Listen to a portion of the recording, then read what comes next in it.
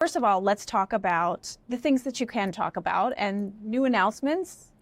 Yeah, we have a lot that we were announcing right here at D23, starting with our next film, which is Elio. That's been kind of known, but it's a little bit known. Yeah. it's about a kid who longs to be abducted by aliens, you know, the way you do. It's really charming, and I think a little bit like, you know how Inside Out 2 seems to have really struck a chord because people can identify with anxiety? Yeah. This one, I think, really does a similar thing in loneliness, that a lot of times we feel like we're surrounded by people. Why do I feel like I'm all out there hanging out by myself? This film really speaks to that in a sort of cathartic way, which is going to be really beautiful. And then, sorry, get stuck on LA. Go for it. Hoppers. Hoppers is one that we've not talked about. It's the film that comes out after that. So let's see, what are we? That'll be 20. Passionate young woman who loves animals and through some technology is able to hop her brain into a little robot beaver and go see the world from animals' perspective and get clued into what they're actually talking about and plotting. And so, how because I'm sure you get pitched a million ideas. You know, you are all, you know, everybody at Pixar. How do you decide? Well, pretty much what we do is we tap people that we believe in, and that's where we start. So instead of being like, we love this idea, and then you make it, it's more like, hey, Daniel Chong, you're an amazing filmmaker. Go come up with a couple ideas, and we'll see if any of them hit. And this one really felt fun, and it's hilarious. He has a great sense of humor, so I think people are going to love this one.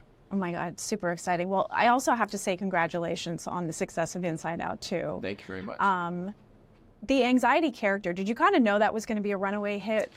Yeah, well, I mean, not to this degree. Who knew? Obviously, the world of Inside Out allows you to kind of zip in there and go like, what's going on with our emotions? Why are we feeling this? And what's the real purpose of some of these emotions? Anger, fear, why would we want to experience these things?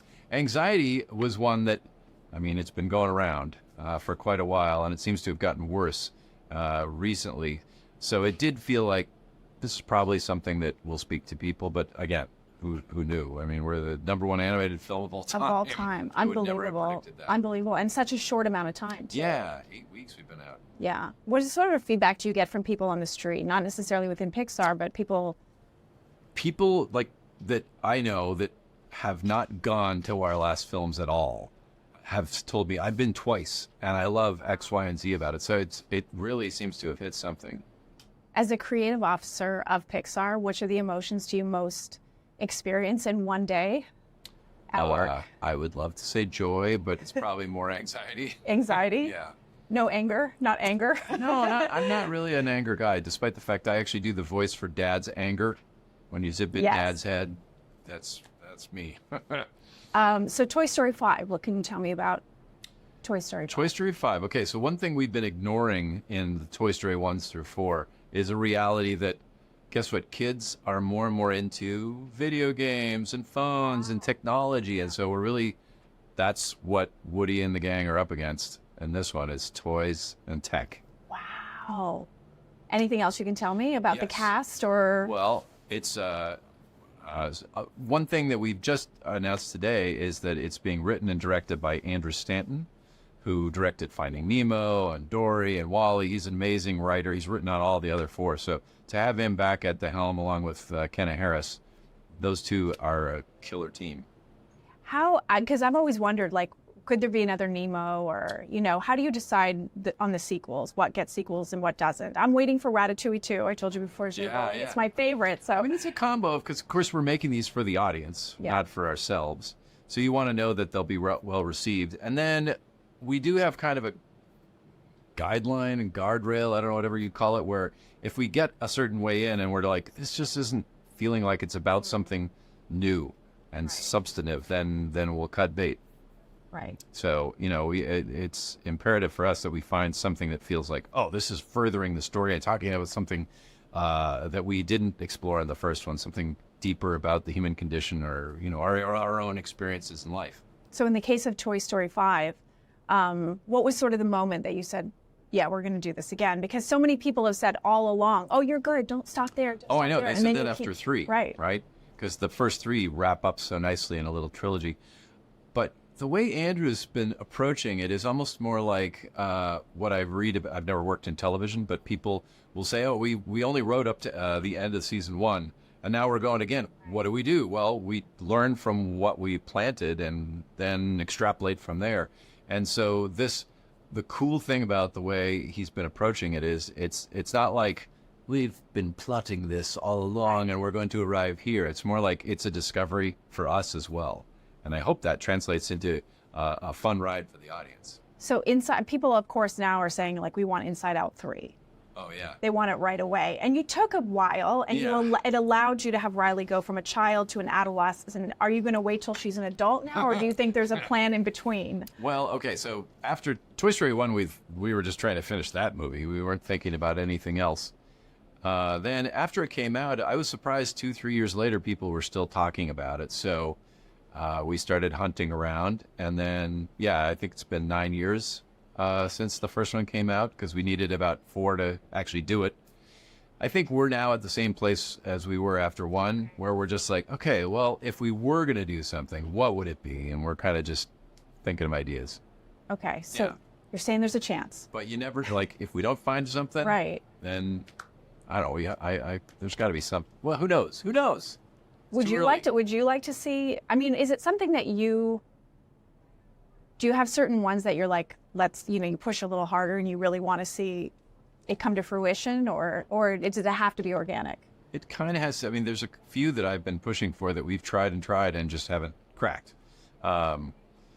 This one, from the beginning on the first one, which I directed, I was like, I would love for it to feel as though out of this vast world, we only saw like 3%, and the rest of it's still out there.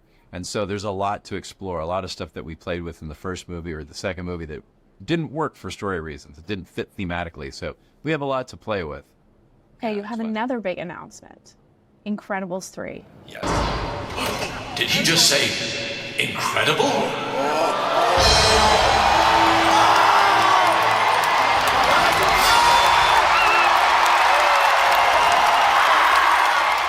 Which is an incredible announcement, because I absolutely love this family. Cool. So what can you tell me about where we're going to pick up with this family? I'm so glad that Brad Bird is back. Like, it's just, is he kind of the guy that you have to wait till he's ready, or what happens with that dynamic? Brad is an amazing collaborator. He is so fiery and passionate. But yeah, you kind of have to, he's a guy, and different people work different ways. He's a guy who needs a little more time to like build up the steam to get like the passion and the power going. And I think we're at that point now. We're not really sharing any details because it's still pretty malleable in terms of what the story is actually about. Really? Yeah. So it's really at the beginning stages. It's kind of like, we've agreed that we're all going to go there. Does he have, does he sort of know where he does? Yeah. He knows where it's going. I guess I'm still learning how Brad works. I'm not sure he has plot. I don't think so. I think it's more like, this is what I'm interested in talking about. That's the great thing about Brad's films is, when you look at Ratatouille, on one level, it's a fun romp about a rat who wants to cook. But really, when you dig deeper, it's about like, what does it take to do that? The passion versus opportunity. Like, he's always got these deeper sociological ideas. And so I think that's kind of where we're starting from. Is there another Pixar project or a Pixar film that hasn't had a sequel that you'd like to see a sequel to? There's a number, but like I say, some of them we've been trying and haven't had any luck. So who knows? Sometimes it's just, hey, we got the wrong combo of people, or other times, not all characters are. Woody has so many levels to him. He just seems very giving, and not all characters are like that. So I have a question about a young you who had a flip book. Yeah. Do you still have the flip book? So for people who don't know, maybe just tell the story of it and sort of the origins of you as an animator in a sense. And do you still have it? As a kid, I think I bought some book, and in the top corner you flip through and there's a little bit of movement. And I was like, what? My brain kind of scrambled because it looked like it was moving. So I started making my own. And my mom saved them. I have this big jar full of flip books that I made as a kid. And I still do. I've done this for almost 30 years now, flip books for our family greeting cards, which is fun. And do you still have the ones from when you were a kid? Yeah. You do? Yeah. They are bizarre and don't make any sense. But they move, so that was all that mattered back then. And now you've been at Pixar for 30 years. Yeah. Where do you see it going? 34 actually coming up. Where do you see Pixar going in the future? I think Pixar is really a reflection of the people. When I think of Pixar, I think of our filmmakers, because it's really always been driven by artists. And we do try to make film for audiences, obviously, but its point of origin, the spark of the ideas come from people, very unique people who have interesting, unique ways of looking at the world. And we have a really good combo right now of new and experienced directors, people like Andrew, kind of holding down the fort, that are able to speak from a great place of wisdom and experience. And then some brand new people who are just so alive and firing and coming at things from a totally new perspective. So that's always been our goal, is to find that balance.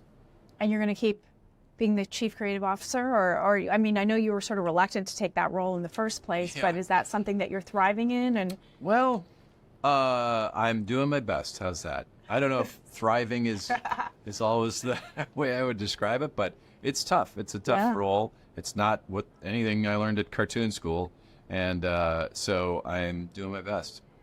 Well, you're doing pretty well, sir. Thank you very much for coming in, and congratulations again on Inside Out 2. That's just a remarkable feat. And, cool. Thank you. And yeah, thanks again.